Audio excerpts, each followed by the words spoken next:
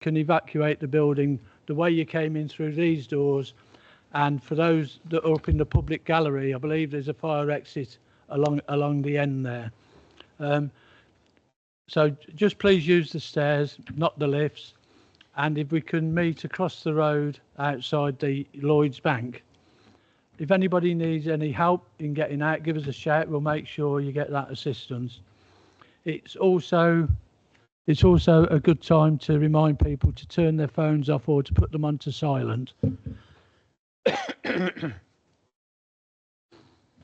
Okay, item number 2 are to receive apologies for absence. I've had 2, Councillor Wilson and Councillor Dillon. Are there any more? Any? Okay, thank you.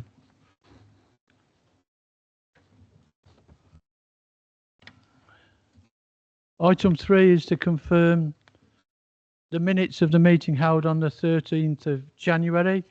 Are you happy that I sign those as true and correct? Okay, thank you.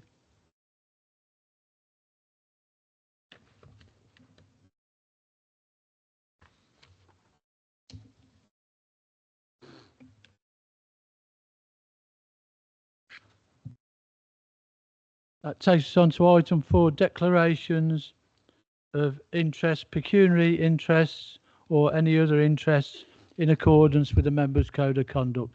They are all normally listed on the council's website now. So if there's anything extra or if anything becomes apparent during the meeting, just let us know, please. Thank you. Item 5, declarations of contact. None? Thank you. Which then takes us on to the applications that we've got in front of us tonight. Just to try and explain things, for those people that have registered to speak, you're allowed to speak for 3 minutes. I'll be strict on that once the egg is it a telephone or an egg timer? Right, it used to be an egg timer, but it's something else now. So when your 3 minutes are up, I will stop you. However, following on from that, members may want to ask you just to put any points of clarification. So, and there can only be that. It's just to clarify something that you've said. Okay, so I think that's that bit covered. So we move on then to item number 1, which is 32 Chesterton Drive, Nuneaton. Phil, thank you. Thanks, Chair. This is item 1, 32 Chesterton Drive, reference number 041225. This application is for the change of use from a C3 dwelling to a C2 children's care home. This application is reported to committee on the basis of the number of objections. These objections are summarised in the committee agenda.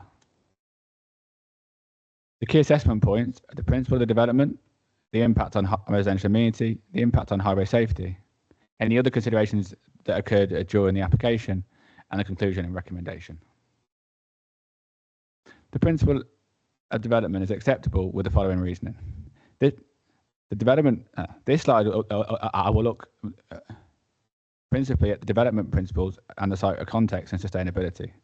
Strategic Policy DS1 confirms the Council's positive approach to development in line with the NPPF, and proposals that accord with the development plan shall be approved unless material considerations indicate otherwise. The site itself is located within an established residential area in Nuneaton, which is identified under DS2 as the borough's primary location for housing and services, and lies within the defined settlement boundary. It is classed as a sustainable location within walking distances of shops, schools, and open space. Policy H1 supports specialised housing where a need is demonstrated, and Warwickshire County Council have confirmed there is an identified need for children home provision within Warwickshire. This proposal would add capacity and increase the opportunity of children to be placed locally. While the specific ages and origins of future residents cannot be confirmed or controlled through planning, the submitted management plan describes a small therapeutic home for a younger cohort. Overall, it can be concluded that the proposal aligns with the development plan and the principal development is acceptable. Next, we will go on to the impact on residential amenity. In terms of noise arising from comings and goings, a similar proposal was refused and subsequently allowed on appeal in a different local authority in January 2023. That's the reference number that you see on screen. In that case, the inspector concluded that the children's home would operate in much the same way as a typical family dwelling, with no greater number of people on site than could reasonably be expected in that type of house. The inspector accepted that there would be some activity at shift changeovers and from occasional visitors, but found that any associated noise would be spread throughout the day and would not be disproportionately or significantly greater than generated by a family home. That appeal decision is a material consideration in this case. Environmental health were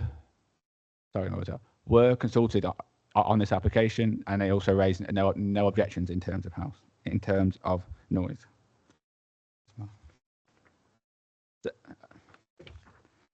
This property has 4 bedrooms, and as I said, the level of comings and goings would be comparable to or potentially less than a 4-bedroom family home occupied by children. It is unreasonable in planning to assume that looked after children would be any more noisy or disrupted than any other household. NBBC and Environmental Health have been consulted and raised no objections, confirming that the use remains residential in nature, with carers effectively replacing parents. On this basis, it considered the proposal would not result in unacceptable noise or harm to residential amenity. Secondly, this slide will focus on the crime and antisocial behaviour, as the fear of crime can be a material consideration. However, it must be supported by evidence. In this case, there is no substantive evidence to suggest that a small-scale children's home will result in higher levels of crime and antisocial behaviour than a typical family dwelling. The NPPF promotes development and makes clear that the fear of crime should not undermine community cohesion or quality of life. The police have been consulted and they raised no objections to this proposal. The home would operate in accordance with national minimum standards and be subject to Ofsted regulation and inspection, with trained staff providing appropriate safeguarding. However, this falls outside of planning's purview and legislation. In addition, a planning condition would limit occupancy to 3 young people, reflecting the scale of the property and ensuring neighbourhood immunity is protected. On this basis, it would not be reasonable to refuse the application on the grounds of crime, safety or antisocial behaviour. The second part of the impact on residential amenity is the design and the proposed change of use. On the ground floor of the lounge, dining room and kitchen conservatory will be retained. The only change is the redesignation of a study to an office for the managerial use. On the first floor, there are 4 bedrooms in the existing house. There will still be 4 bedrooms, except the one that's now been labelled as staff bedroom on the plans. The property has no en-suites and 2 communal bathrooms, and the dwelling exceeds the national space standards minimum for this type of dwelling, and it has sufficient potential storage. 2 bedrooms meet the standards in fully, while the other 2 bedrooms have a minor shortfalls. But these are existing rooms, and no new bedrooms are being created or redesignated. Overall, the property provides adequate living space, privacy, and outdoor amenity with no intensification of use. The minor deviation standards are considered acceptable and do not justify refusal. Therefore, there will be no unacceptable impact on the neighbours of the property or future occupants. The Transport Demand Matters SPD states that for Class 2 uses, 1 parking space should be provided per 4 residents and 1 space per 2 full-time staff. However, as this is a proposal for a children's home, it's not considered necessary to provide parking for residents, as the children in care or the residents are unlikely to drive or own their own vehicles. County Highways agree with this approach, and therefore parking provision has been assessed and based on staff only. The site currently benefits from an existing off-street driveway which can accommodate up to 4 vehicles in a tandem arrangement. Staffing arrangement consists of 1 registered manager on site during weekdays, with shift handovers at 8 a.m. and 11 p.m. The care model is 1-to-1, meaning there will typically be 4 staff on site during the day and 2 sleeping staff overnight. County Highways have been consulted and raised no objections. Additional on-street parking is available and is not considered to pose any harm to highway safety. In terms of cycle parking, the SPD requires 1 cycle space per 3 full-time staff and 1 per 20 beds.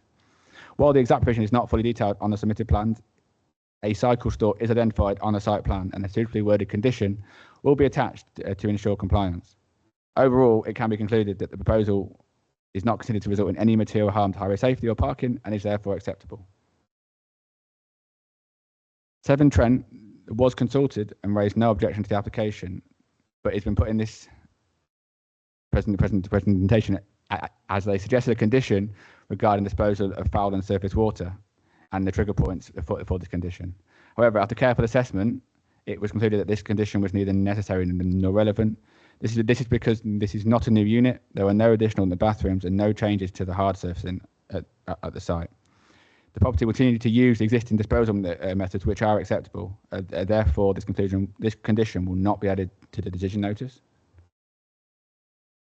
In conclusion, the principal development is acceptable and the impact on residential amenity is acceptable as both and reasons are shown in both the agenda report and the presentation tonight. Statutory and Tory consultees, including highways, environmental health and the police have no objection to the scheme, which weighs heavily in favour of the application. It is recognised there have been multiple objections to the scheme and these are summarised in the agenda report and have been considered. As a result, on balance, it is considered there are no reasonable grounds for refusal, and so the recommendation is one of approval subject to the conditions printed on the agenda item. Thanks, Chair. Thanks very much, Phil. If we can move on to our speakers then. The first speaker we've got is Michelle Hill. Michelle Hill? Not here. Lydia Wilcox. The clock will start when you do. If you press the button on your... Hello, I'm Linda from number 30, and I can honestly say I've got no objections whatsoever to the children's home. It's the parking that concerns me. The driveway, I live next door and I know how many vehicles you can get on the drive. I haven't got an extension at the side. I could possibly get 3 cars as an absolute maximum because I haven't got the extension at the side. But on that drive in particular, you would definitely only get 2 vehicles, which concerns me immensely considering that mine and next door's property is opposite a junction, which does not allow parking across the road. It impedes the traffic and it is a danger. When you look at the application, it specifies that he can have up to 5 people at the property. I suggest that he will have nowhere to park and it will become a real issue and a problem. Chesterton Drive itself is a very busy main road. The school is up above. When the school children come out, people are parking halfway on the footpath because there's nowhere to park. You're seeing people walking on the roads with their pushchairs and prams trying to get by the vehicles. It is a real problem. And that is really what my main objection is, that when you look at the photos that he sent you, I mean, it's a very steep drive with a footpath at the side, so that makes it not as wide as my drive anyway. Plus, at the front of the front, he's got brick-built steps, so he can't even get as far as I can get up to the house on my drive. So, and the other problem that I foresee is the waste. I don't know whether he's going to put commercial waste, but he has a side entrance that is just about wide enough to fit a wheelie bin. So the stores, the bin stores at the back, if he's having a commercial bin there, he's not going to get it round to the front. And that is my 2 main objections to this site. I don't think it's been considered the problem that there's going to cause parking. It's going to be chaos. Thank you. Okay, thank you very much. Are there any points of clarification? Councillor Chekovich. Thank you, Chair. Just a question. Do you have double yellow lines or yellow lines outside the property in question? No. Okay. And my follow-up question is, do other people park on that stretch of road, on the road itself?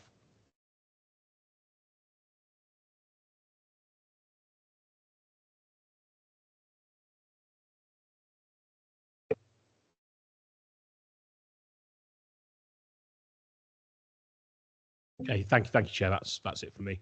Okay, thank you. Are there any other points of clarification? If not, Phil, is there anything you want to come back on?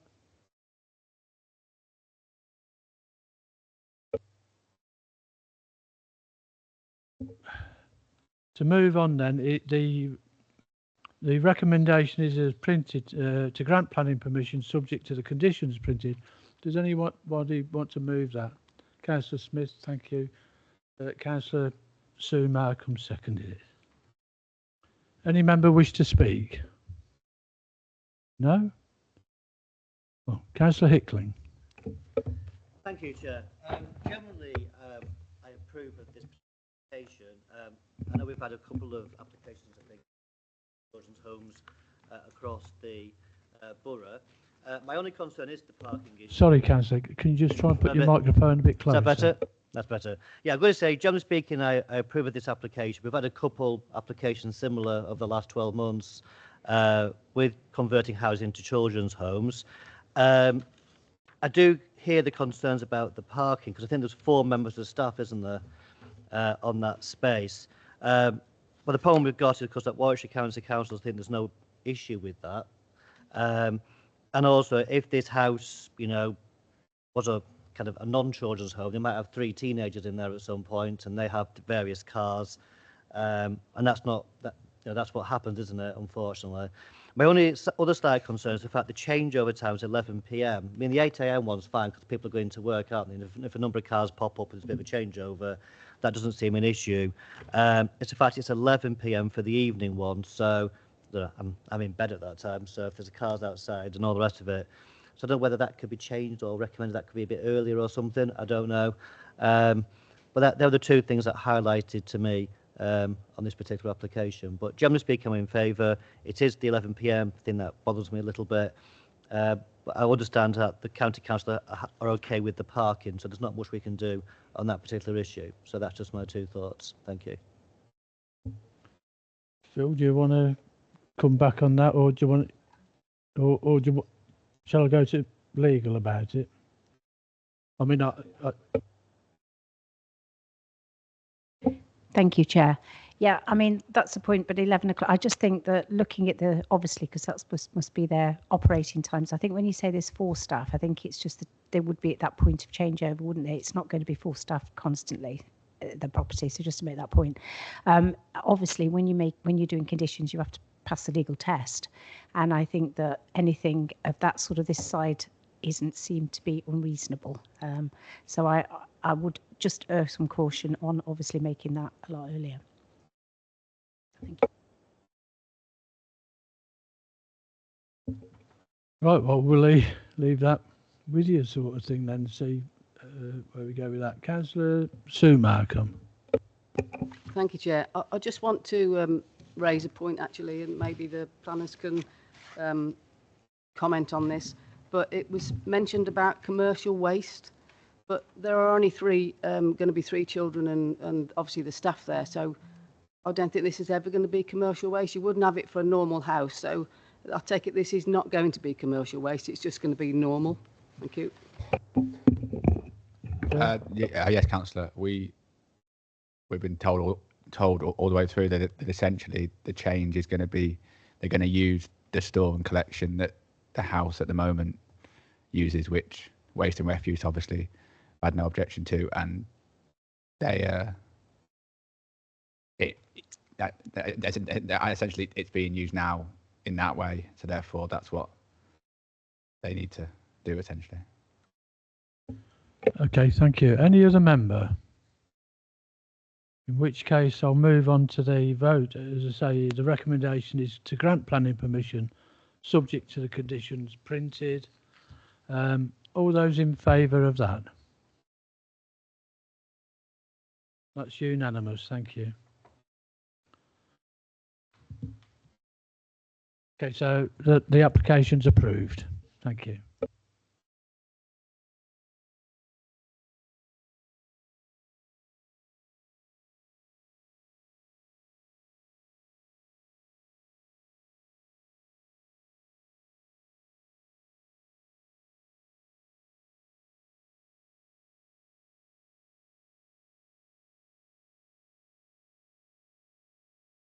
Okay, if we can move on then to our second item, which is number 2, Glebe Road. Ben, if you could introduce it, please. Thank you. Thank you, Chair. So, item 2. This application seeks permission for a change of use from an up to 6-bedroom house of multiple occupation, a HMO, which is currently use class C4, to an up to 7-bedroom HMO, which is use class sui generis at 2 Glebe Road, Nuneaton. The key issues are other matters to note, the principle of development, impacts on residential amenity, visual amenity, highway safety and parking, flooding and drainage, waste and fire safety, ecology, biodiversity and trees, then the conclusion and the planning balance. A view of Glebe Road is included on this slide. So, the site relates to an end terrace building and associated outdoor space. On the opposite side of Glebe Road to the west are numbers 1, 3 and 3A Glebe Road, as well as associated outdoor rear space associated with number 101 Wheat Street. To the east is the West Coast Mainline Railway. To the south is the attached property, number 4 Glebe Road, and its associated outdoor space. A covered shared passageway is situated between the application site and number 4, which allows for direct access to the rear of those properties. There is some range in design types, uses and materials along Glebe Road. The most common properties are terrace dwelling houses in white render and or red brick. Care homes and supported accommodation are also present along Glebe Road. Of particular note is Stan Williams Court at the southern end. There is one separate matter to clarify, which relates to the addendum. Glebe Road is within the N1 parking permit zone, which is administered by Warwickshire County Council. Warwickshire County Council have stated there is zone restricted parking on both sides of Glebe Road, as per their public map of traffic regulation orders. However, third parties have stated there is zone restricted parking on only one side of the road. A site visit confirmed there are road markings and signs on one side of the road only, which contrasts with other comparable streets nearby.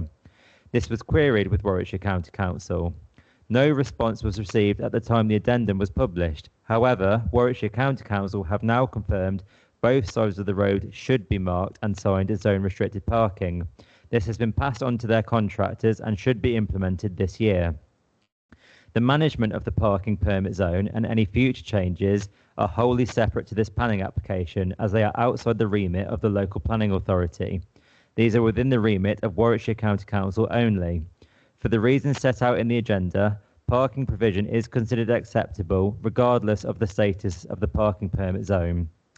It is understood parking permits are restricted to up to 3 resident permits per property, as well as 1 visitor permit per property. The number of parking permits available to this property would not change regardless of the outcome of the application, as this is considered one residential unit. So, other matters to note in considering this application. Matters separate to planning are not valid planning considerations. For example, any separate consents needed, such as licensing and building regulations approval. The Council's constitution notes the following are also not valid considerations: the developer or applicant's motives or morals, loss of views over other people's land, impact on property values, impact on private rights or covenants, and boundary disputes or objections arising from disputes unrelated to the planning application. Applicants are entitled to apply for planning permission fully or partly retrospectively. The Council would need to consider any retrospective application in the normal way. Planning cannot control people's behaviour. For example, planning cannot control an individual hypothetically parking a vehicle dangerously, or a resident not retrieving their bin from the pavement in a fully timely manner. Third-party consultation requirements, as set out in national legislation, were fulfilled, and this is expanded upon in the agenda. Turning to the principle of development, the National Planning Policy Framework, NPPF 2024, and the Borough Plan Review, adopted 2025, are the starting points for assessing an application. The internal works relevant to this development have already been carried out, but these do not in themselves require planning permission. In this case, it is the change of use which requires permission. The site already functions as an existing HMO for up to 6 people, and no planning permission is required for this. The scheme would result in a change of use, but in practical terms, the change of use entails a single additional bedroom beyond what can be achieved without planning permission. The outcome of this application would not prevent a HMO for up to 6 people from continuing to operate. Policy DS2 of the Borough Plan Review sets out Nuneaton has the primary role for employment, housing and service provision. New development within the Nuneaton settlement boundary, such as this, will be acceptable subject to there being a positive impact on amenity, the surrounding environment and local infrastructure. Not only is the site within the settlement boundary, it is also in very close proximity to the town centre and a range of services and public transport links. These were shown on slide 3 and can be referred back to upon request. NBBC licensing advised there are currently no licensed HMOs in Glebe Road. This development is therefore not considered to result in an over-intensification of HMOs in the locality. Overall, the principle of development is considered acceptable, subject to all of the planning matters being adequately addressed. Turning to residential amenity, policy BE3 of the Borough Plan and the Sustainable Design and Construction SPD sets out key considerations including residential amenity. These are expanded in full in the agenda. Concerns raised in third-party objections have all been considered and are detailed in the agenda. The types of potential noise nuisance are considered similar to the existing, given both relate to a HMO, and the proposal would involve just a single additional bedroom. The relevant technical consultee, NBBC Environmental Health, have no concerns on noise. Any noise nuisance complaints, as well as any environmental complaints, can be reported separately to planning. NBBC licensing have no objection subject to their separate standards and processes. The only external change is a cycle store to the rear. Impacts on neighbouring light standards meet the Sustainable Design and Construction SPD requirements, which is expanded upon in the agenda. The weight that can be given to fear of crime or antisocial behaviour is limited unless there is significant evidence to show crime or antisocial behaviour would likely actually occur. A HMO is simply a residential unit with different households sharing some facilities like kitchens and living spaces. Planning does not have any controls over who the occupiers of an open market residence are. The relevant technical consultee are Warwickshire Police, who have no objections. The site will be subject to additional controls in comparison to a standard dwelling house through licensing requirements. However, again, this is separate to planning. In short, there is no robust and specific evidence to show crime or antisocial behaviour would occur at this development. Sufficient and usable amenity space to meet recreation domestic requirements is provided. Subject to a recommended condition on fencing, this space would be appropriately screened. Currently, there are no controls on fencing at the site. This condition would be a planning benefit. Internal space standards per policy H4 of the Borough Plan are considered to be met. There are two very minor technical conflicts with this policy. However, these are not considered to result in any actual harm. Plans and images are provided in subsequent slides as a visual aid. The SDC SPD sets out habitable rooms should have at least one window to allow views of the outside environment. The loft bedroom does not have windows in a wall. However, it does have two windows in the rear roof slope. Given the height of the loft windows and the relatively steep slope, this is considered to be acceptable.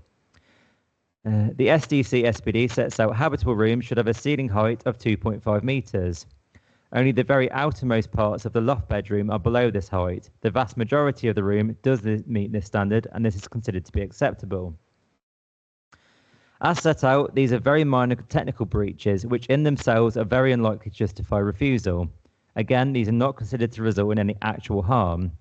Overall, the impacts on residential amenity are considered to be acceptable. The agent has requested that the photo shown in this slide be included in the presentation. The agent wishes to highlight work has been done to clear the rear garden at 2 Glebe Road, as they are aware third-party concerns raised on the application regarding site maintenance. For clarity, the agent has included a red line along 2 Glebe Road's rear garden. This photo can be referred back to during the agent's speech if necessary. Turning to visual amenity, policy BE3 of the Borough Plan requires proposals contribute to local distinctiveness and character by reflecting positive attributes of the neighbouring area. There are no external changes visible from any street scene or public vantage point. Impacts on visual amenity are therefore considered to be acceptable. Turning to highway safety and parking, paragraph 115 of the MPPF states it should be ensured safe and suitable access to the site can be achieved for all users. Paragraph 116 of the MPPF sets out development should only be prevented or refused on highway grounds if there would be an unacceptable impact on highway safety or the residual cumulative impacts on the road network would be severe. The Transport Demand Matters SPD has no specific parking requirements for sui generis HMOs, and notes these will be determined on a case-by-case basis. The Sustainable Design and Construction SPD notes no off-street car parking is required if a site is within or adjacent to a town centre for a change of use from a dwelling house to HMO, albeit this site is already a HMO. Every application is determined on its own merits, but in general, planning policy and appeal decisions do not place much weight on limited parking provision where a change of use to a larger HMO is in a highly sustainable location. This includes if a site is within or adjacent to a town centre. In this case, the site is less than 100 metres from the town centre. If a site is close to public transport links. In this case, the site is less than 400 metres from the train station and less than 450 metres from the bus station. If a site would have only a limited number of additional occupiers or bedrooms. In this case, only one additional bedroom is proposed. If cycle storage can be provided at a site. In this case, cycle parking provision would be secured by condition. Overall, the application is considered to comply with policy HS2 of the Borough Plan, as well as the relative provisions of the aforementioned SPDs, with regards to highway safety and parking provision. Again, the management of and any future changes to the parking permit zone is wholly separate to this application. This application will not change the number of permits allocated to this property. The site will continue to accommodate one residential unit. Turning to flooding and drainage, the NPPF requires that consideration is given to the potential impact of flooding on new development, whilst also ensuring that flood risk is not increased elsewhere as a result. This aligns with policy NE4 of the Borough Plan Review. The site is within flood zone 1, i.e. the lowest risk of flooding. The only external change is an outdoor cycle store, which is limited in scale. Severn Trent have requested conditions on proposed foul and surface water drainage details as part of an approval. As set out in the agenda, the consultation response appears to be a standard template which would be irrelevant to this application. There are no proposed changes to the disposal of foul and surface water in comparison to the existing situation.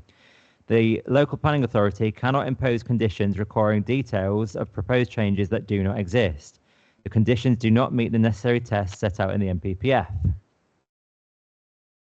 Turning to biodiversity, ecology and trees, the NPPF and policy NE3 of the Borough Plan Review refers to biodiversity, which is expanded upon in the Council's Open Space and Green Infrastructure SPD.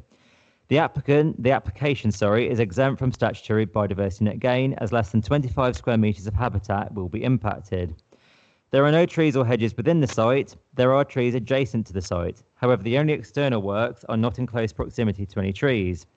There is existing built form situated in between the tree closest to the cycle store, which will be shown on the following slide.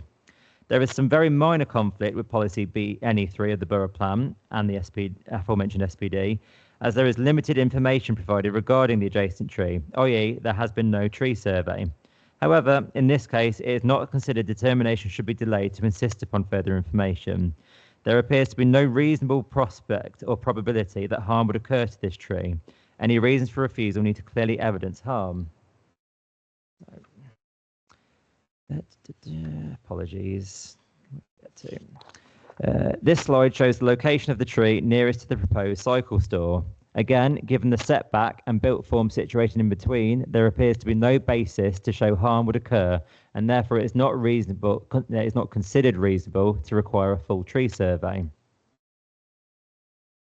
Turning to waste and fire safety, MBBC Waste did not provide a comment. However, waste arrangements are considered acceptable. Bins would continue to be stored to the rear of the site and brought curbside on collection days via the side passage. This arrangement meets the waste standard storage requirements in the SPD. With regards to fire safety, Warwickshire Fire Service have no objection to the proposal. The development appears to comply with all their specified criteria, although it is noted their criteria is in part a building regulations document. Overall, this scheme is considered to be acceptable in terms of waste and fire safety.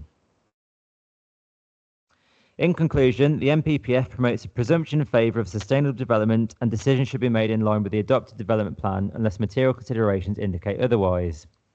The principle of development, impact on residential amenity, visual amenity, highway safety, etc., have all been considered against the Borough Plan Review. Taking into account the assessment, it is considered the development would not result in undue conflict with the development plan or other policies within the NPPF. While there are some very minor considerations which weigh against the proposal, it is not considered that these amount to any reasons for refusal, as these do not result in any actual harm. These must be weighed against the benefits of the development and matters which can be appropriately controlled by condition. Non-planning matters cannot be taken into account. Again, I would just like to emphasise that an existing up to 6-person HMO does not require planning permission, nor do the internal works in themselves require planning permission. The relatively small scale of this change of use, i.e. a 7-bedroom HMO, 1-bedroom increase, when considered against the existing built form of use, are not considered to represent an overdeveloped or out-of-keeping scheme. There are no technical consultative objections. It is therefore considered the proposed development overall would achieve sustainable development, which should be approved subject to conditions. One thing to note is an extension of time to the application determination period is only agreed to this week. After this, the applicant would be able to appeal, meaning the council would be unable to direct the outcome of this application.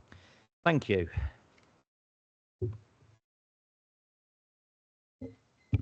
Okay, thank you, Ben. That will take us on to the speakers. First speaker is Russell Dibble. Thank you. So my name is Russ Dibble. I'm speaking in support of the application at 2 Glebe Road. I am the director of the managing company, Rent a Room, that manages this property. I want to begin by acknowledging the concerns raised by neighbours. I understand that changes to how a property is used can unsettle, and in this climate, currently HMOs are not popular. We understand that. We want to be really clear that we've taken these concerns seriously, and we want to be absolutely crystal clear that this is not an asylum seeker HMO, which is one of the concerns that has been raised. The application is not for a new HMO, as the officer has said. It's for a change to the external. There is no change to the external appearance, and the property already lawfully operates as a HMO for up to 6 people, which does not require planning permission. What is being proposed is the modest increase of 1 additional bedroom within the building, a room that already exists, and it is just asking permission for somebody to occupy that space. The officer has covered the fact that there are no other HMOs in Glebe Road, so the overconcentration should not be an issue. Importantly, even if this application were refused, a 6-bed HMO could continue to operate at the property, so the principle of HMO use at the site is already established. I understand that parking is a key concern, and I recognise the pressure that residents already experience, which is why there is a permit-controlled zone in the road to manage the number of cars which can park. The officer has evidenced in his presentation that this site sits in a highly sustainable location, less than 100 metres from the town centre, and within walking distance of the bus, train stations and a public car park. With only 1 additional bedroom being proposed, the Highway Authority, who are the experts on the matter, have raised no objection on parking or highway safety grounds, and in addition, a dedicated cycle storage is being provided to encourage non-car travel.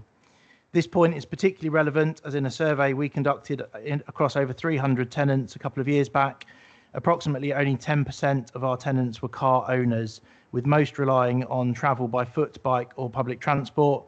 And this point is made in numerous council documents where you reference where HMOs fit and the type of people that live in them. Concerns have been raised about antisocial behaviour and crime. Planning cannot control the individual's behaviour, but we note that the police, environmental health, private sector housing have all been consulted and raised no objections. There is no evidence before the committee that adding 1 additional bedroom would lead to crime or nuisance.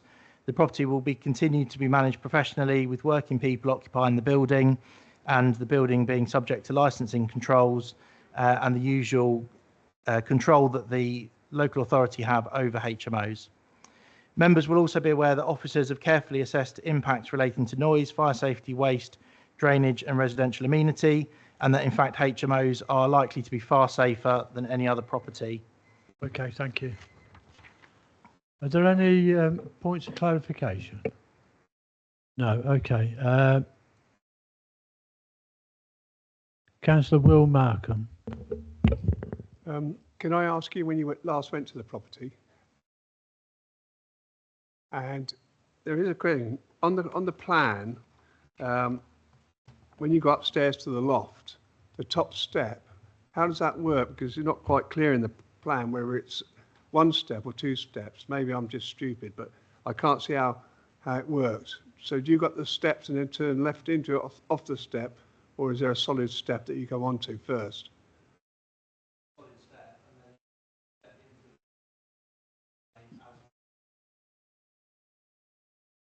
And also on the plan, Councillor Malcolm, there meant to be points of clarification. Yeah, I just wanted to clarify where the if things are. If the question's not relating to what's actually been said, then the questions need to go to the officer. Okay, fine. If it's a point of clarification, that's fine. Well, I just wanted to find out something about a door, that's all.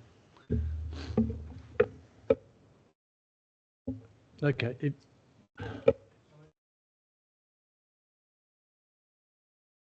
Yeah. Okay. You can ask the officer when we get into the debate. Our next speaker is Lucy Rea.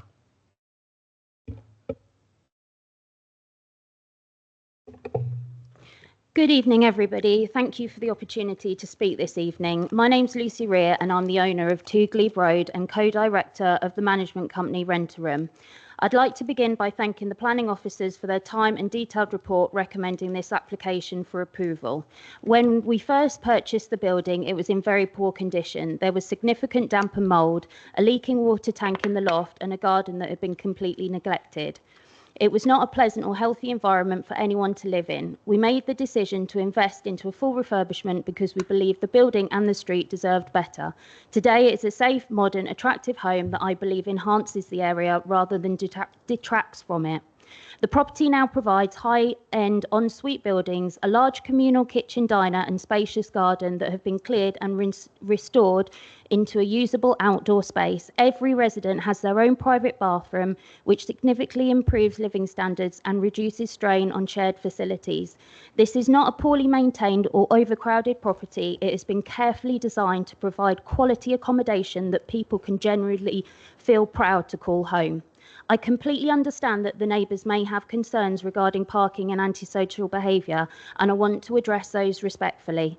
The location is within walking distance of the town centre, train station and bus station, with permit-controlled on-street parking and a public car park nearby. From a recent survey of all our HMO tenants, we found that less than 10% of them own a car. It is, by its nature, a sustainable and well-connected area where many residents choose not to rely on cars. In relation to antisocial behaviour, the previous use of the building as temporary accommodation for vulnerable individuals may, understandably, influence perceptions. Our approach is very different. Our tenants are working professionals, generally aged between 21 and 35, many of whom grew up locally and are simply trying to live independently while saving for their first home. These are people contributing positively to the community. The property is professionally managed by Rent-A-Room, a company with over 8 years' experience and more than 550 HMO rooms under management. The property, in its current configuration, has been inspected for its mandatory HMO licence by this local authority with no concerns or actions required. Rent-A-Room operate a 24-hour contact line, carry out regular inspections, provide fortnightly cleaning and enforce clear house rules to ensure respectful living. HMOs are part of the housing solution. They repurpose unloved buildings. They create community in a time when loneliness of a separated society is at an all-time high and create an efficient way of living. They provide safe, affordable, well-managed homes for people who want this type of who need this type of accommodation. This application meets policy requirements, improves housing quality and represents responsible ownership. I respectfully ask the committee to support the officer's recommendation and approve this application. Thank you very much for all your time. Thank you. Perfect timing. Any points of clarification? No? Okay, move on to Nada Siblanin. Apologies if I've not said that right. All right, okay. I believe that the addition of one more bedroom, potentially 9 people living at this address, will have a material impact on the local community because of the cumulative impact of this development. You are right that looking at this application as simply one more bedroom technically seems trivial, and changes from use class C3 to C4 and now sui generis is inconsequential for the quality of life for residents. As someone who has lived in Glebe Road for over 65 years, I beg to differ. The absence of any local authority control over the growth of private rented housing over an extended period has transformed my road. What was once entirely privately owned houses is now dominated by private rented properties. Now, these may not all be HMOs as defined by the Housing Department or by planning law, but I am not confident the local authority actually knows or indeed tracks changes to housing occupancy at a granular level. From May last year, I've been raising the need for the council to have a sandwiching policy. I note North Warwickshire is currently progressing one. If we had a policy and tracked the data, we could at least understand the impacts of intensification is having. I would like to commend the fact that you extended your consultation obligation under Article 15, but you then contacted 6 properties in Wheat Street, 5 of which only share a common garden boundary and not really impacted by any change, but you only contacted 4 properties from people who actually live in Glebe Road, where the development will be experienced. Why is it that although I formally responded to the planning application, I was not contacted about this planning committee meeting and only heard about it through a Coventry Live article online last Thursday? The application states that the police have no objections to this application, but I want to put on record that the residents in the street have experienced bad neighbour and antisocial behaviour issues, with the police called on a number of occasions to deal with drug and nuisance incidents at rented properties in the road. I do not believe the consultation for this application has been effectively managed to allow residents to engage appropriately, and in light of the work underway on a sandwich policy, you should consider rerunning the consultation exercise. Number 17 Glebe Road has very poor water pressure, not surprising really, as 11 people live in number 19, and on the other side is the house that has the tenants of the mental health facility. Glebe Road has Victorian sewers. More people are using them, more chances of blocked drains. Bins. Well, up till 2 days ago, there was 3 bins on the road outside number 2. They'd been there for over a month. Well, sorry, I've got more, but thank you. Okay, thank you. And just before I carry on, the point that you've made about not knowing about the meeting tonight, if you want to contact me about that, I'll find out why that didn't happen. There are procedures that should have been followed. Are there any points of clarification? Councillor Will Markham. Can you tell me what a sandwich policy is, please?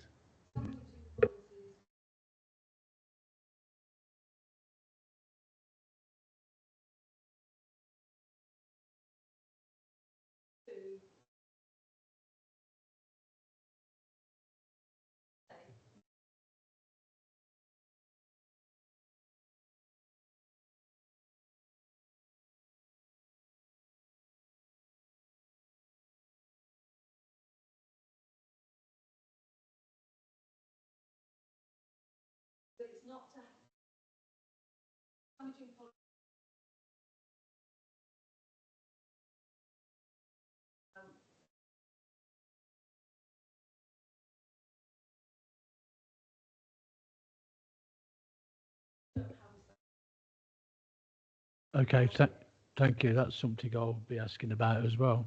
Any other points of clarification? Councillor Chekovich. Thank you, Chair. You mentioned crime, which I was really sorry to hear about. Can I ask, though, how much of that was actually attributable to the property in question?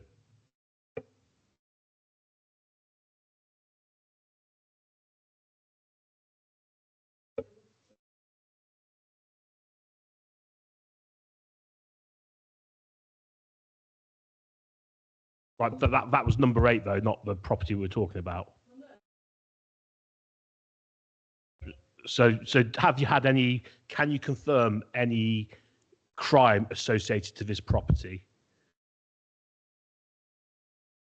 So under the previous ownership, but none under the new ownership. Thank you. Councillor.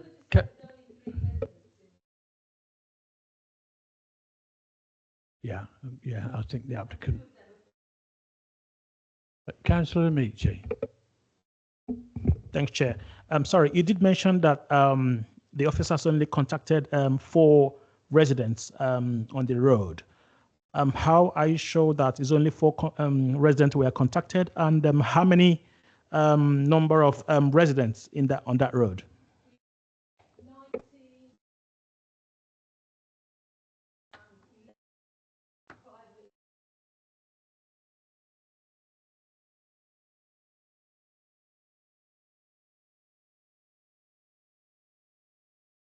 Okay, thank you.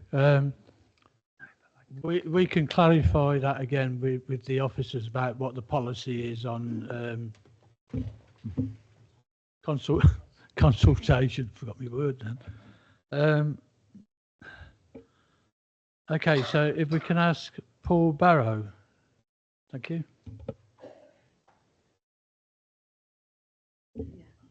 Yeah, hello. It says in the planning statement that additional bedroom would have reduced the demand for further HMOs in the vicinity. Okay, but unfortunately, in our vicinity, we have Ocean Road, Glebe Road, King Edward Road, Cooper Street. They're all HMOs in that area. Obviously, with the proposed Abbey Street HMO, we have the Warwick House flats that are vastly empty. The Old Crown pub, which is all empty.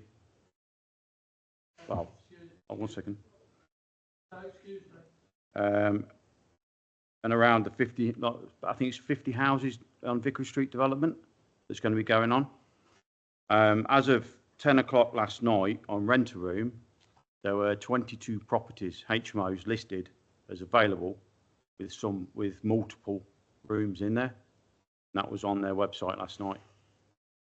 So saying it's not, you don't need it, you know, an extra property to reduce the demand, you've got vacancies all over the place. So, you know, I don't see, okay, it'll carry on as a 6-bedroom, which is understandable. But, you know, putting more and more HMOs out there and then saying we need more because of demand, you just have to go online, you can find property with HMO with availability. So, I mean, that's all I've got to say at the moment. Thank you. Okay, thank you. Any points of clarification? No? Excuse me. If not, we need to have somebody to move the recommendation so that we can debate the matter. Councillor Smith, Councillor Markham. Thank you.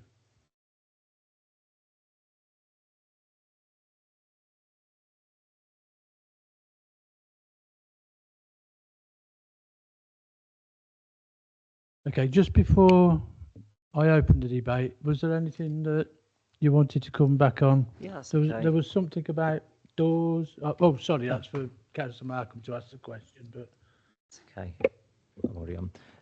Yeah, so I'll come back if I miss anything. You know, feel free to ask me again. So, in terms of, I think Sherry, our legal representative, was kind of touched on the internal layout. It's not really a planning matter. It's that's more building regs.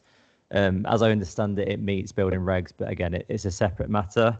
I think a couple of councillors had questions on the consultation, how we go about that. So if I bring up the location plan, where are we? Here we are. So I've touched on this in the agenda, but I'll just read it out. So in terms of consultation, we are required to undertake a formal period of public consultation. Long story short, we're following national legislation. We don't set it ourselves. But to read out what the requirements are for an application of this scale, there's either A, site display in at least one place on or near the land for at least 21 days, or by serving the notice on any adjoining owner or occupier. So I can take, obviously, I understand the point you're making of this would affect people on Glebe Road more, but in terms of legislation, it's who shares a boundary with this red line. We can prove that we have sent out consultation letters. It isn't to take away, obviously, a lot of people have a view of there should be wider consultation, but in terms of what we're required to do, we have done that. Sorry, was there any other points of clarification that people wanted to come back on to the officer? Sorry, through the chair. Sorry, I'm not trying to do your job. Councillor Markham, you were going to ask something about a door. Thank you. Yes, I was looking at the plans and I didn't quite understand because I'm rather concerned about the fire issues. But at the ground floor, which is the kitchen, on all the other doors it's got a swing which way the door opens and closes. Is that a door or not a door? It's just a black line. If it is not a door, then how do people get out from that back bedroom? And how do they get out in the back of the house if it's not a door? Is there only one door to that property? Let's come back on that, Chair. Okay. It's building regs. I mean, I say, not that I can direct the debate, but the agent might be able to come back on that better than I can. But it comes under building regs, internal fire safety. It's not a planning matter. Sorry? Yeah. Also, when you ask the fire people to for their opinions, how does that work? Do you send them an email, or do you ring them up, or do you go and see them? Do they visit the property? How does it actually work for them to agree that there will be no fire issue with the upstairs, top of the house, and one fire exit? Thank you. So I'll go in a roundabout answer. So in terms of neighbours, we send them a letter in the post. In terms of consultees, it's always in writing. It's almost always an email. Very, very rarely will consultees go out to a property themselves unless, if it was a major application, for example, the highway team might go out and they might request surveys. But for something of this scale, we send them a consultation via email. They get back to us via email. That's pretty much the extent of it. If they had concerns, they would raise them. And if need be, we would go back and say they need to be addressed. But in this case, there aren't any. Thank you. So do they actually see the plans? Have you sent them the plans of the building and everything else?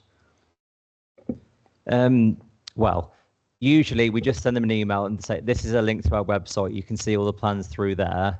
At times, consultees will come back with a specific question, say, can you send me this plan? Can you highlight this? In this case, none of that happened.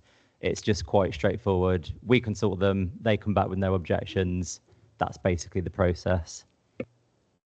Yeah. Yeah. The thing about fire safety, it's quite right that people raise those concerns, but as been said, they come under building control, and that's not part of our planning remit. If building control have concerns over it, then they won't allow it to happen, regardless of whether this is passed or not. They wouldn't allow it to happen. Sherry, is that? No, thank you, Chair. That was absolutely eloquently put.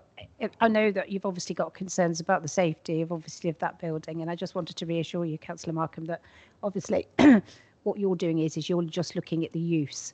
Is that an acceptable use? In terms of anything like that, it's completely under different legislation, so they won't be able to operate that or put somebody in there unless it's obviously being passed by building control. It isn't within your remit as part of this application to consider that. Yeah.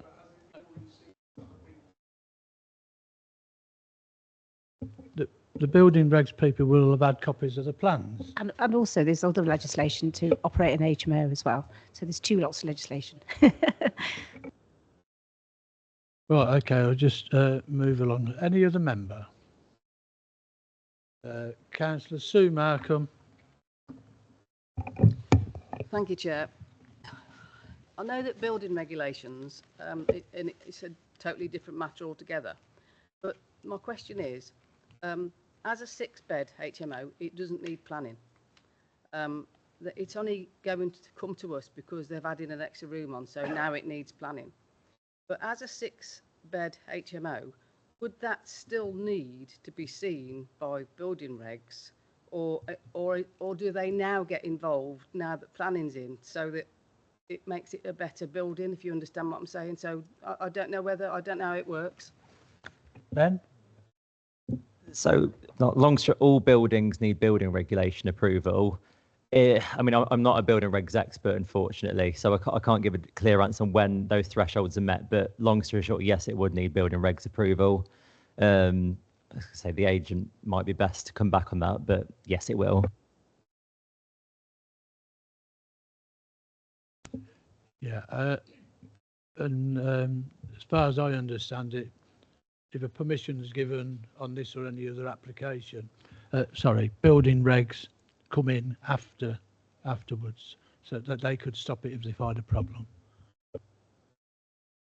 Councillor Amici. Thanks, Chair. I just understand from Mr. Ross that the the room in question is already existing, or it's just they are requesting for permission for someone to occupy it. What that room would there be any enhancement? And then what is that room used for currently? I think it's already being used, isn't it? So the physical changes inside have already happened. I appreciate it gets a bit confusing, but those changes in themselves don't need planning permission. It's only the change of use. So if and when a 7th occupier moved in, that would be the point of it needs planning permission now. I mean, I can go on to the next slide.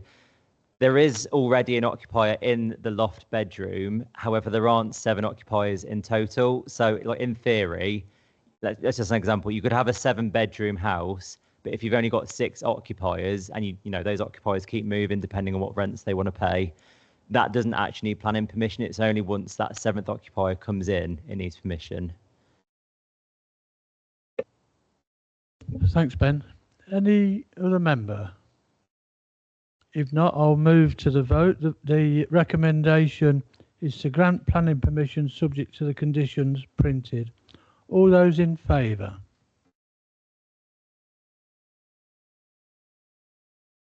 And against? And abstentions, none. Thank you. That's approved then. Can I thank you very much for coming along tonight? We don't have any urgent items or any other applications, and I declare the meeting closed. Thank you.